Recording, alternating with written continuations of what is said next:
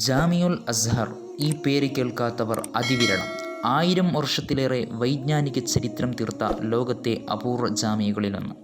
ഈജിപ്തിലെ കൈറോയിൽ ഹിജ്റ 359 ജുമാദുൽ ഉല 24, ക്രിസ്താബ്ദം 970 ഏപ്രിൽ 4 ഫാത്തിമി ഖലീഫ അൽ മുഇസ്സു ലിദീനില്ലാൻ്റെ കാലത്ത് നിർമ്മാണം കൊണ്ടതാണ്. ഹിജ്റ 361 റമദാൻ 7 വെള്ളിയാഴ്ച ദിവസം ആദ്യ നമസ്കാരത്തിന് തുടക്കം കുറിച്ചു.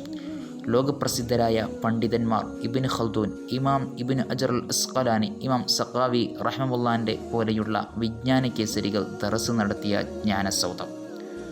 1000 കൊല്ലത്തിലേറെ ലോകത്തിന് അറിവിൻ വിളക്ക് പ്രസരിപ്പിക്കുന്ന ലോകത്തെ അതുല്യ അറിവിൻ ഗോപുരം ജാമിഉൽ അസ്ഹറു ഷരീഫ്.